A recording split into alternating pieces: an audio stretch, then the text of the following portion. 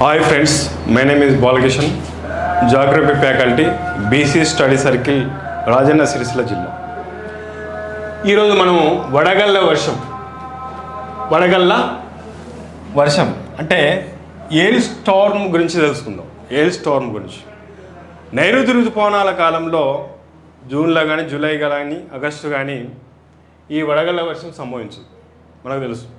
అదేవిధంగా October, November కాలంలో సంభవించేటువంటి తుఫాన్ల సమయంలో కూడా మనకు వడగళ్ళ వర్షం సంభవించదు.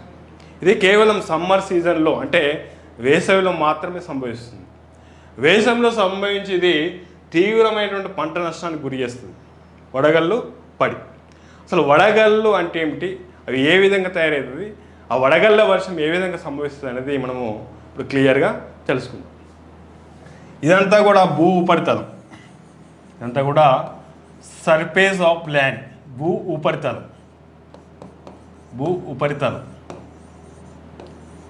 ఇప్పుడు భూ ఉపరితలం నుంచి పైకి వెళుతున్న కొద్దీ ఉష్ణోగ్రత అంటే టెంపరేచర్ తగ్గుతుంది. ప్రతి 165 మీటర్లు పైకి పోతున్న కొద్దీ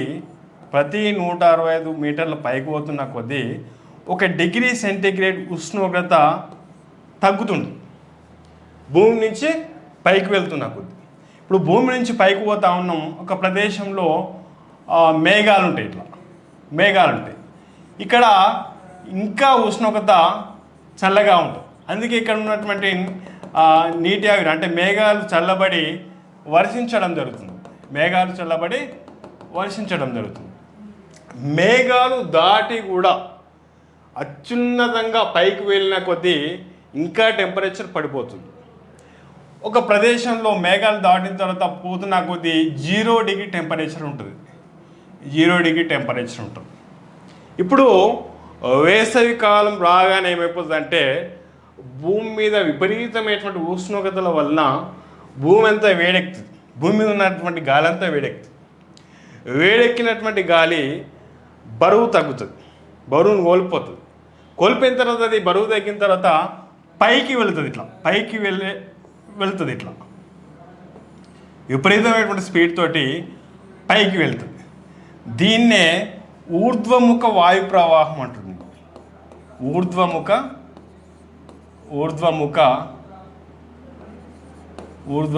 వాయు ప్రవాహం అంటుంది.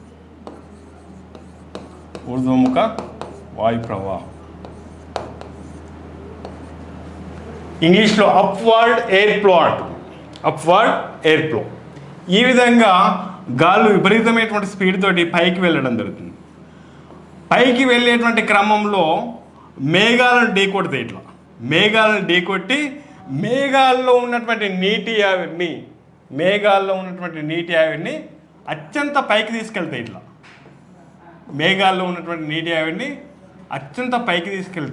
ఎక్కడికంటే 0 డిగ్రీ వద్దకు తీసుకెళ్తాయి. ఈ నీటి ఆవిరిని ఎప్పుడైతే 0 డిగ్రీ టెంపరేచర్ వద్దకు తీసుకుపోయినాయో అప్పుడు ఈ నీటి ఆవిరి అంతా కూడా మంచుగడ్డలుగా తయారైంది. ఎందుకంటే 0 డిగ్రీ వద్ద నీళ్లు కానీ నీటి ఆవిరి కానీ మంచుగడ్డలుగా తయారైంది. ఈ విధంగా ఇప్పుడు మేఘంలో నీటి ఆవిరిని 0 డిగ్రీ వద్దకు పట్టుకొచ్చింది కాబట్టి ఇట్లా మంచుగడ్డలుగా తయారైంది.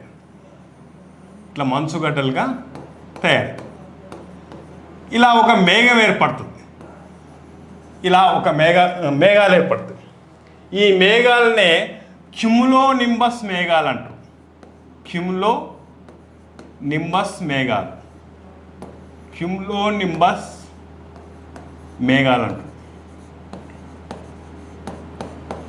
ఇప్పుడు ఇక్కడ ఉన్నటువంటి గాలి పీడనం కంటే ఈ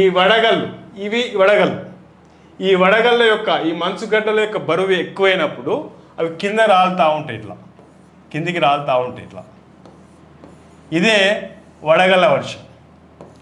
ఈ కిందికి వస్తున్నటువంటి క్రమంలో ఇక్కడ టెంపరేచర్ ఎక్కువ ఉంటుంది కాబట్టి కొద్ది మేరకు ఈ వడగళ్ళు అనేవి కరుగుతాయి. కరగగా మిగిలిన వడగళ్ళు ఏవైతే ఉన్నాయో అవి భూమి మీద ఇట్లా రాలుతూ ఉంటాయి. ఇదే వడగళ్ళ వర్షం. ఈ విధమైనటువంటి వడగళ్ళ వర్షం సంభవించినప్పుడు ఉరుములు మెరుపులతో కూడినటువంటి వర్షం సంభవించేటువంటి అవకాశం ఉన్నది. థ్యాంక్ యూ అండి.